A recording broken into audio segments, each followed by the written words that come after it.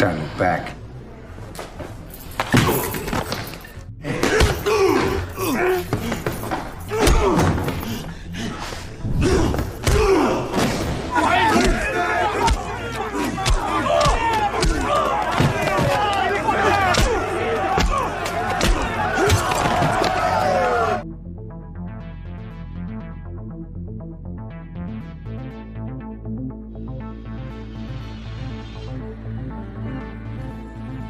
Film dibuka, memperkenalkan kita dengan John, seorang tentara Amerika berdarah Arab, yang baru saja kembali dari bertugas di Afghanistan.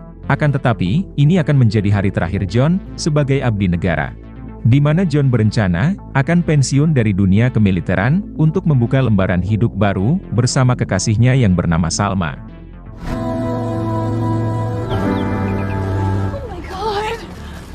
Setelah 5 tahun tidak bersua, pada akhirnya, John kembali bisa memeluk kekasihnya. Salma tampak begitu sangat bahagia, karena John sudah kembali, dalam keadaan selamat. Tanpa membuang waktu lagi, John langsung mengeluarkan sebentuk cincin, sembari berlutut, untuk melamar sang kekasih. Salma yang sudah menunggu lama momen ini, tentu saja ia bersedia, menerima lamaran dari John. Like it? Saat akan beranjak pergi, Salma baru menyadari kalau bukunya ketinggalan di taman. Kemudian, John pun langsung menjemputnya.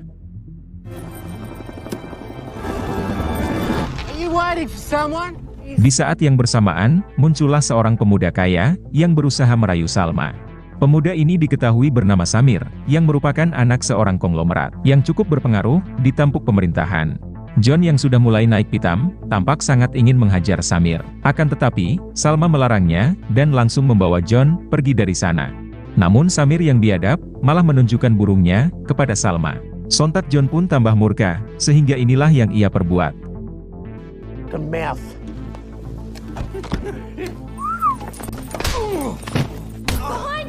Tak terima diperlakukan seperti itu, Samir lantas menyerang John, dengan pisaunya. Akan tetapi, John dengan sigap mengelak. Sehingga tanpa sengaja, Samir malah menusuk dirinya sendiri.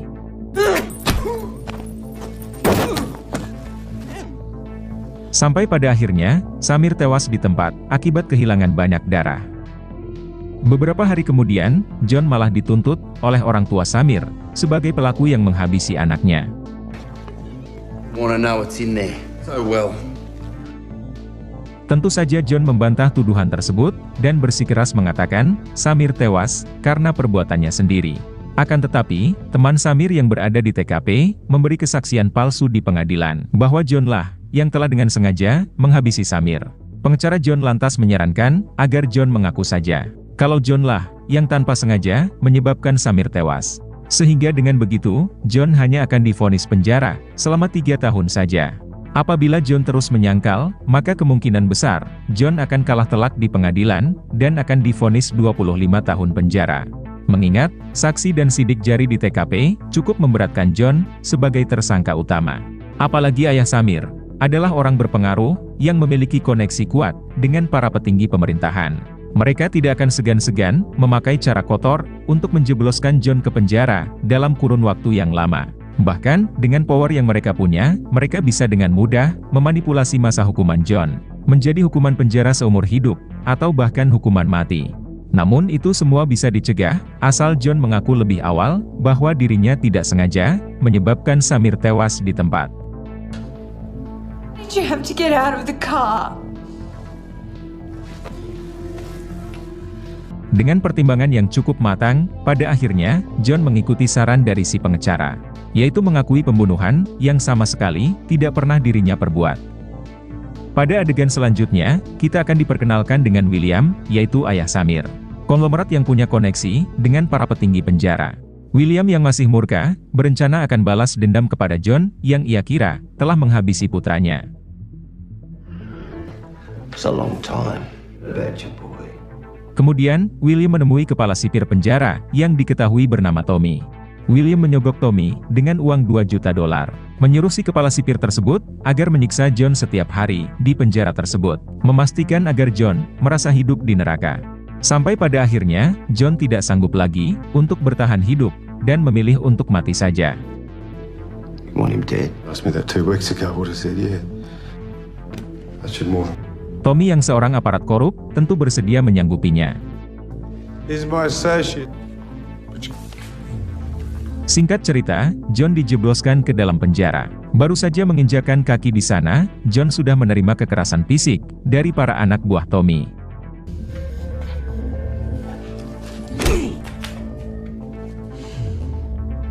Okay, ladies.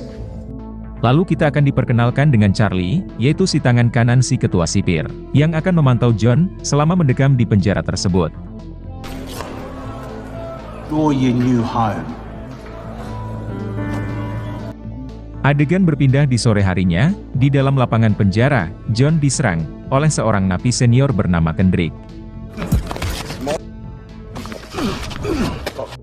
Beruntung John ditolong oleh ketua geng napi yang diketahui bernama Raymond. Di dalam penjara tersebut, John tidak hanya mendapat intimidasi dari para sipir korup saja. Ia juga kerap diganggu oleh para napi senior tanpa alasan yang tidak jelas. Namun sejauh ini, John masih bisa sabar menerima gangguan dari mereka. John menganggap perlakuan ini adalah hal yang biasa diterima oleh seorang napi baru, seperti dirinya.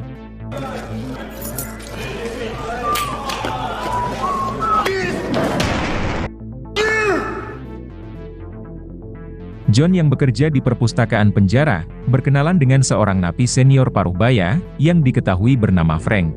Trouble. Good. Adegan berpindah di malam harinya, yang mana ketiga sipir tersebut masuk ke dalam sel John dengan dalih pemeriksaan rutin penjara. Padahal tujuan mereka tak lain hanya untuk menyiksa John secara fisik maupun mental. Bahkan, mereka sengaja memancing kemarahan John dengan melecehkan pacar John. Walaupun hanya lewat foto, tetapi hal itu cukup membuat John naik darah. Namun John berusaha sebisa mungkin untuk tidak meluapkan amarahnya dengan menghajar para sipir tersebut. Apabila hal itu ia lakukan, maka kemungkinan besar masa hukuman John akan ditambah akibat berkelakuan buruk. Meskipun tanpa John sadari, memang itulah tujuan para sipir korup ini, yaitu memancing kemarahan John agar ia membrutal di penjara ini. Namun upaya mereka tersebut masih belum membuahkan hasil. John tetap tidak melawan ketika dirinya dihajar dan dilecehkan oleh para sipir korup ini. Don't look back.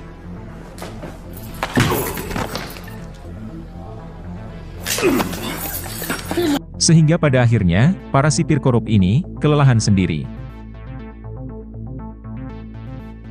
Ketika sedang mandi, John malah diusik oleh seorang napi senior yang bernama Hammer. Hammer memaksa John berlutut dan memuaskan dirinya. Jelas hal itu membuat John marah dan langsung membrutal. We'll play later. Get on your knees. Kemudian, para sipir pun muncul dan langsung memboyong John menghadap si ketua sipir, yaitu Tommy.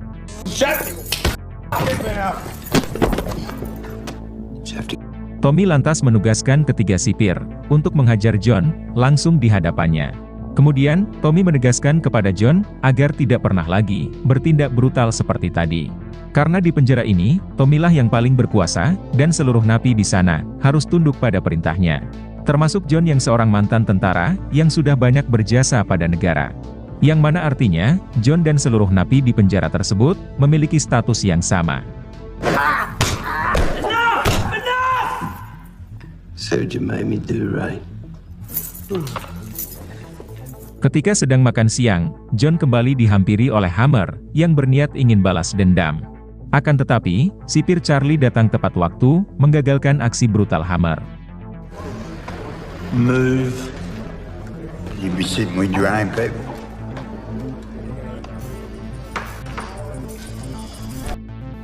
Di saat sedang bekerja, napi senior yaitu Frank, lantas curhat kepada John terkait motif kenapa ia dipenjara. Ternyata, Frank adalah seorang perampok yang dipenjara karena merampok uang jutaan dolar milik seorang pejabat korup. Akan tetapi, sampai detik ini, petugas kepolisian tidak pernah tahu di mana alamat keberadaan uang hasil rampokan itu Frank simpan. You got the money. What a whack, Ray. I never recovered. Adegan berpindah di sore harinya, yang mana Raymond si ketua geng berusaha merekrut John untuk bergabung ke dalam gengnya. Latar belakang John yang seorang militer, tentu semakin membuat geng mereka menjadi geng yang tidak akan pernah bisa dikalahkan di dalam penjara tersebut. Akan tetapi, John yang tidak ingin terlibat masalah lagi, ia pun menolak ajakan dari Raymond secara baik-baik. Person. Make no mistake. You got a visitor. Kemudian di sore harinya, John dijenguk oleh tunangannya, yaitu Salma. John dan Salma, yang sudah lama tidak bersua, mereka berdua tampak begitu bahagia, sekaligus terharu. She's so bad. Still wearing the ring? Tapi belum sampai 1 menit melepas rindu, para sipir malah memaksa John untuk masuk ke dalam selnya. Yang mana hal ini, membuat John semakin kebingungan. Dan John mulai mempertanyakan, kenapa dirinya di penjara tersebut, diperlakukan sangat tidak adil, dari semua napi di sana. They're good with me. Berpindah di lapangan penjara, yang mana Hammer kembali membuat ulah, yaitu menghajar seorang napi culun. John yang sedang dalam keadaan kesal, ia lantas turun tangan, membantu si napi culun tersebut.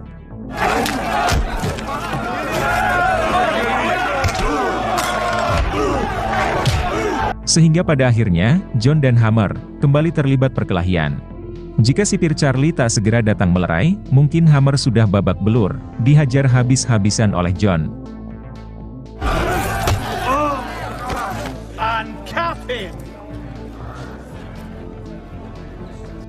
Lalu di sore harinya, saat sedang membersihkan toilet penjara, John kembali diserang oleh Kendrick, napi yang sempat ingin menghajar John di lapangan penjara tempo hari. John yang seorang mantan militer terlatih, mampu dengan mudah mengalahkan Kendrick yang seorang diri saja.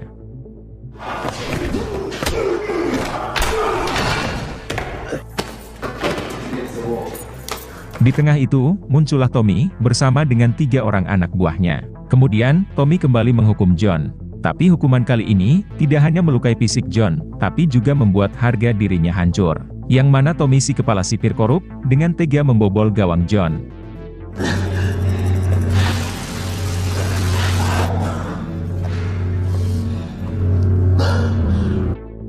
Berpindah ke salah satu sipir korup, yang diketahui bernama David. David ternyata sudah mulai tidak tega, melihat John yang diperlakukan dengan begitu kasar dan hina. Sipir David pun menegaskan, kepada kedua teman sipirnya, jika John kembali diperlakukan tidak manusiawi, maka dirinya sendiri, yang akan melaporkannya, kepada petinggi penjara pusat. About the fight this In States, he should be working. Till I say otherwise. Kemudian, kedua sipir korup ini, langsung melapor kepada Tommy, perihal ancaman dari sipir David. Menanggapi hal itu, Tommy lantas menyuruh kedua sipir ini, untuk segera melenyapkan David. Sebelum sipir David sendiri, yang akan membuat posisi Tommy, tersingkirkan dari penjara tersebut. yourself. Kedua sipir ini langsung bertindak, untuk segera menghabisi sipir David, yaitu dengan mengkambing hitamkan, seorang napi anggota kartel. Karena ternyata, kedua sipir ini, pernah menemukan sepucuk senjata, yang disembunyikan, oleh napi tersebut di dalam selnya. Dengan senjata milik napi tersebutlah, yang digunakan kedua sipir ini, untuk menghabisi sipir David. Sehingga secara otomatis, si napi inilah yang dituduh, sebagai pelaku yang menghabisi sipir David.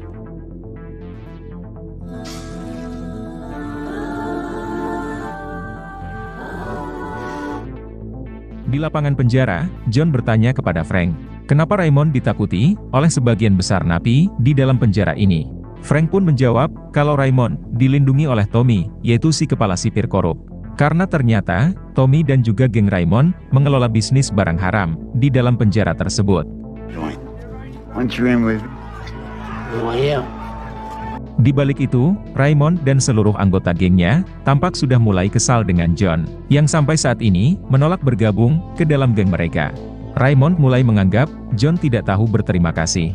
Padahal selama ini, geng Raymond sudah sering membantu John, dari serangan para napi lain. Di malam harinya, John dibawa menghadap Raymond. Raymond memberi John waktu 2 hari, untuk bergabung ke dalam gengnya. Apabila John bersikeras menolak, maka geng Raymond tidak akan segan-segan menghabisi John.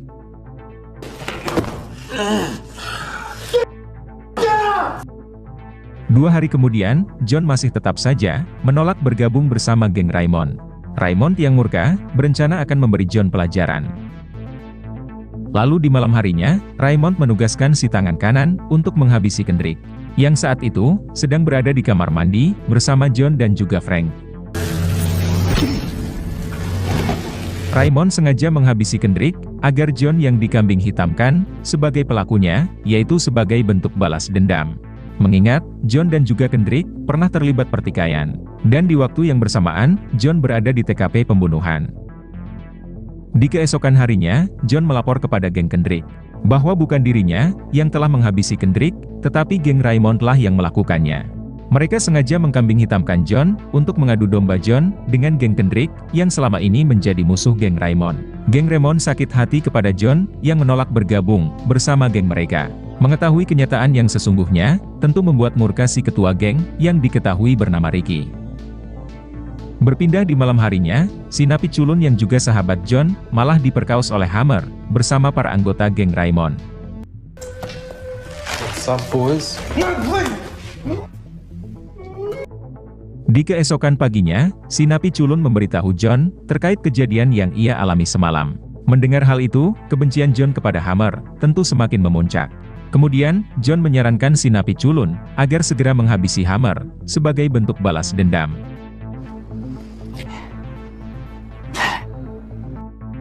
Berpindah di keesokan harinya, yang dimana Salma malah dipersulit dalam menjenguk John di penjara. Kedua sipir ini mengatakan, kalau Salma ingin bertemu John, maka Salma harus melepaskan semua pakaiannya. Mereka berdua berdalih, kalau ini adalah aturan baru penjara, bagi siapapun yang ingin menjenguk para napi. Padahal ini hanya akal-akalan mereka saja, untuk melecehkan Salma, sekaligus untuk memancing kemarahan John. Salma yang sudah hampir 2 bulan, dihalangi bertemu dengan John, ia pun dengan terpaksa, menuruti perintah kedua sipir bejat ini. Fine.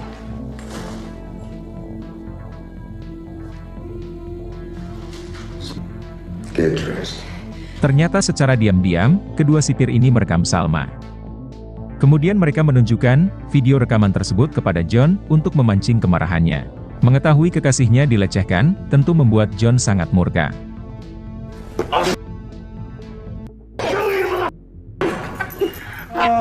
Kalau saja selnya tidak dikunci, mungkin kedua sipir korup ini sudah tewas dibantai oleh John.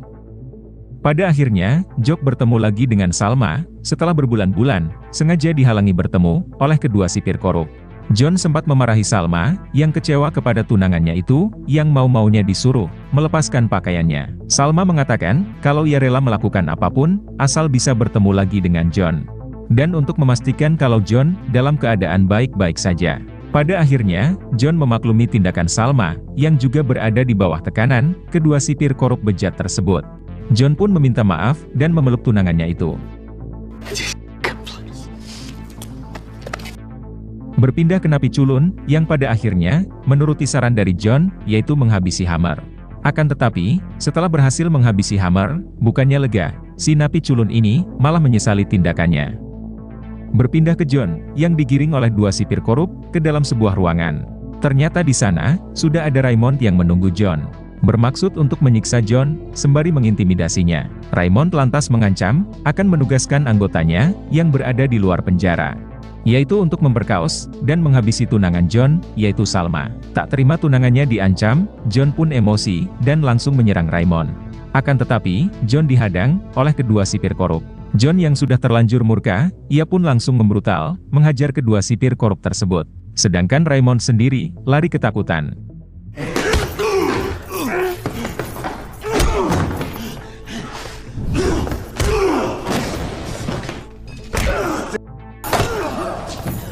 Jika sipir William tak datang tepat waktu, mungkin kedua sipir korup ini pasti sudah tewas bergelimpangan, dibantai oleh John yang mengamuk. Kemudian, sipir Charlie bertanya pada dua sulit korup ini, kenapa John dibawa ke ruangan ini. Berada dalam posisi terpojok, kedua sipir ini akhirnya jujur, bahwa mereka berdua diperintah oleh si kepala sipir. Yaitu untuk menyiksa, sekaligus memprovokasi John setiap hari, guna merusak fisik dan mentalnya. Dengan tujuan agar John tewas secara perlahan-lahan. Charlie yang tak tahu menahu akan hal ini, tentu ia merasa sangat terkejut. Kemudian, sipir Charlie menemui Tommy di ruangannya. Charlie menegaskan kepada si ketua sipir ini, bahwa ia sama sekali tidak peduli dengan alasan Tommy yang menginginkan John mati. Karena apapun motif Tommy, ia tidak bisa main hakim sendiri, dengan menyiksa dan memprovokasi para napi. Tindakan Tommy yang main hakim sendiri, telah melanggar hak asasi manusia. Jika Tommy tak segera menghentikan aksinya, maka Charlie mengancam, akan melaporkan hal ini, kepada petinggi penjara pusat. Bukannya takut, Tommy malah balik mengancam Charlie. Apabila Charlie masih sayang dengan jabatannya, sebaiknya Charlie tidak usah ikut campur dengan masalah antara dirinya dan John. Don't let the door eat your ass in the... Setelah itu, Tommy mengurung John ke dalam ruangan isolasi, yaitu sebagai hukuman karena John telah berani menghajar petugas sipir penjara. Tak cukup hanya dikurung saja, John setiap jam juga diintimidasi oleh kedua sipir korup ini. Bahkan, John juga disirami dengan air kotor, dan dibiarkan kelaparan dan kehausan. Sampai pada akhirnya, membuat mental John terganggu.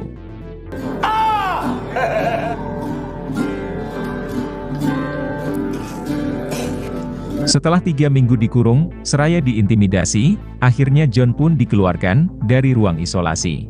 Melihat keadaan John yang memprihatinkan, sipir Charlie tampak iba, namun ia tidak bisa berbuat banyak. Karena dirinya sendiri, juga mendapat intimidasi, dari si kepala sipir yaitu Tommy. Meskipun begitu, sipir Charlie tetap akan berusaha, untuk melindungi John, sampai masa kurungannya berakhir. Akan tetapi, John sudah tidak percaya, dengan semua sipir di penjara ini, termasuk dengan sipir Charlie. What's gone? Beberapa hari kemudian, kejiwaan John, sudah semakin membaik, pasca keluar dari ruang isolasi. Kemudian, Frank memberitahu John, agar terus berwaspada. Karena Frank mendapat informasi, bahwa geng Raymond, berencana akan menghabisi John. I don't want anyone dying because of me, okay? Sementara itu, sahabat John yaitu si napi culun, kini telah bergabung, ke dalam geng Raymond. Saat di lapangan penjara, Raymond memaksa si napi culun, untuk menghabisi John. Akan tetapi, si napi culun tidak tega, untuk menghabisi John, yang pernah menyelamatkan nyawanya.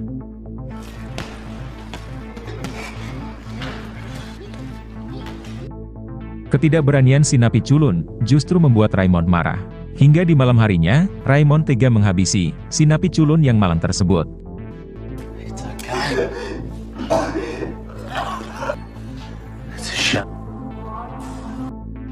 Lalu di keesokan harinya, Frank memberitahu John, perihal si napi culun yang tewas, dihabisi oleh Raymond tadi malam. Frank meminta John berhati-hati, karena kemungkinan besar, Johnlah target selanjutnya, yang akan Raymond habisi. Mendengar sahabatnya tewas, tentu membuat John semakin murka, kepada Raymond si ketua geng. From you, that's all I want. That's all I love. Kemudian, di keesokan harinya, John menghasut para napi, yang sering ditindas, oleh geng Raymond. John meminta para napi tersebut, untuk berada di pihaknya, dalam menentang geng Raymond. Menanggapi itu, tangan kanan Raymond marah, dan langsung menyerang John. Akan tetapi, inilah yang diperbuat oleh John.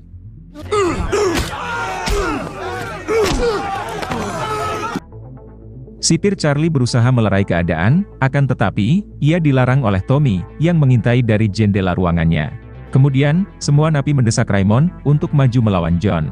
Melihat si tangan kanan yang bertubuh kekar, ditumbangkan John dengan mudah, Raymond terlihat ketakutan. Akan tetapi, Raymond terpaksa maju melawan John. Demi menyelamatkan reputasinya, sebagai ketua geng, di depan seluruh anggotanya. John yang sudah menunggu lama momen ini, ia pun dengan begitu semangat, menghajar Raymond habis-habisan.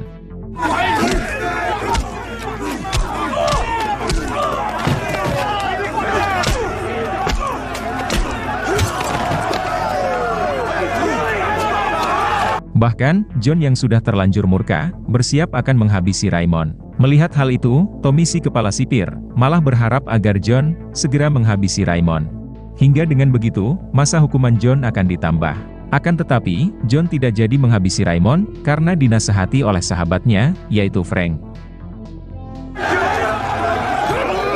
Tentu hal ini, membuat Tommy sangat kecewa. Kemudian, John mendekati Frank, dan langsung memeluknya. Menyadari John sedang lengah, Raymond langsung meraih pisaunya, dan berusaha menyerang John. Frank yang melihat itu, dengan sigap membalikan badan, untuk melindungi John.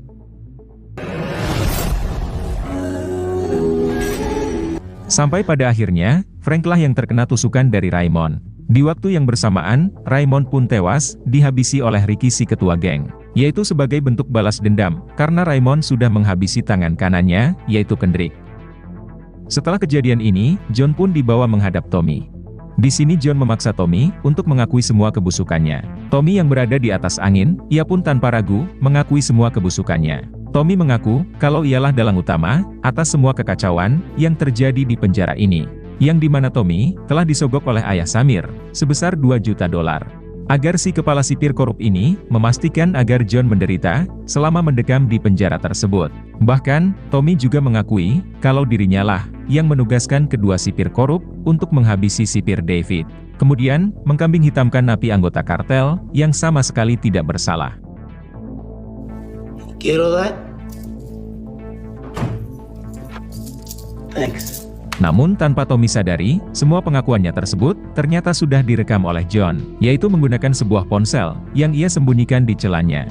Ternyata sebelumnya, John dan sipir Charlie, sudah bekerja sama dengan John, untuk menjebak Tommy, yaitu si kepala sipir korup. Pada akhirnya, Tommy pun diringkus oleh FBI, berikut dengan antek-anteknya, yaitu kedua sipir korup ini. Bahkan, ayah Samir yang merupakan dalang utama, akhirnya juga ikut diringkus.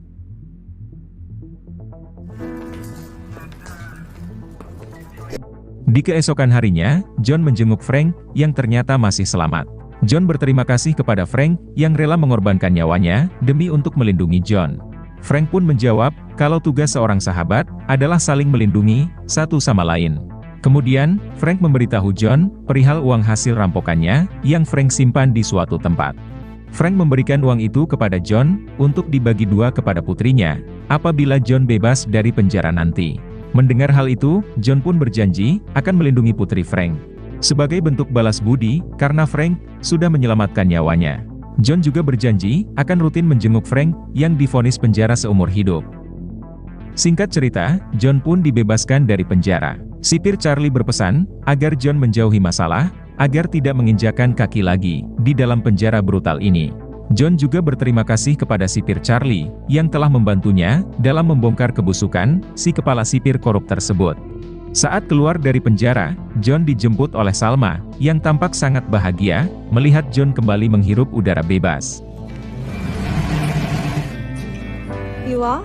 Seminggu kemudian, John mendatangi putri Frank, untuk menyerahkan uang $2 juta, yang diberikan oleh ayahnya. John juga meminta putri Frank, untuk menjenguk ayahnya di penjara. Karena Frank sudah sangat merindukan, putri dan cucunya tersebut. Kemudian, John dan Salma mengarah ke gereja, untuk menikah. Lalu film pun selesai.